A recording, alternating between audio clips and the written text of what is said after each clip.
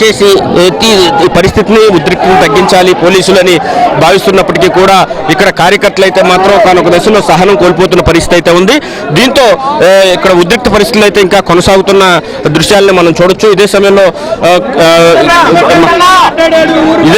సమయంలో చెప్తున్నా మొత్తం మీద తీసుకుంటే కనుక వీరందరూ కూడా ఒకటే విషయం చెప్తున్నారు. ఇట్టి పరిస్థితుల్లో ఇక్కడి నుంచి చూడొచ్చు. అడుగుదాం.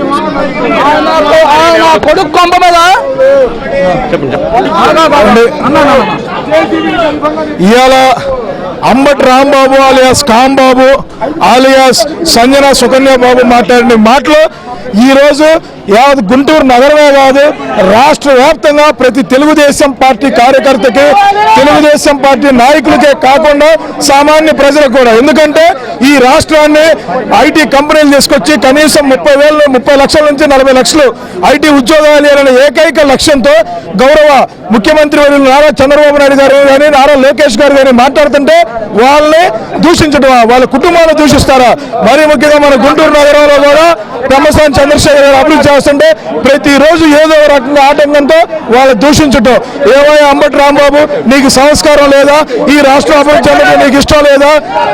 నీ గుంటూరు నగరం అభివృద్ధి చెందడం ఇష్టం లేదా?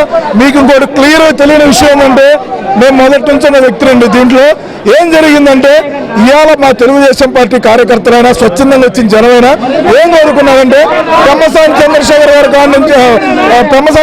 గారిని తిట్టినందుకు, నారా చంద్రబాబు నాయుడు గారిని, యువ నాయకుడు నారా లోకేష్ బాబు గారిని విపరీతమైన కుటుంబాన్ని దూషిస్తున్నందుకు వచ్చి అంబటి కాంబాబుని బహిరంగ క్షమాపణ కోసం చెప్పడం కోసం వచ్చాం.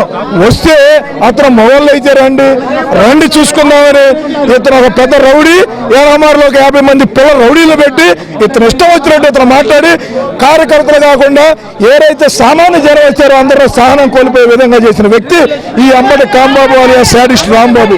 గుర్తుపెట్టుకో రాంబాబు, ఇది ఆగిపోదు.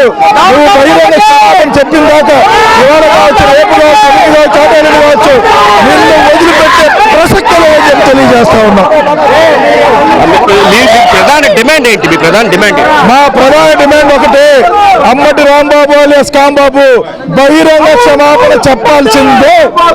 నారా చంద్రబాబు నాయుడు గారి కుటుంబాన్ని తిట్టినందుకు బహిరంగ క్షమాపణ చెప్పాల్సిందే. చెప్పకపోతే ఈ రాష్ట్రంలో నిన్ను ఎక్కడా తిరగని అని చెప్పి అంబటి రాంబాబుకి సూటి కట్టి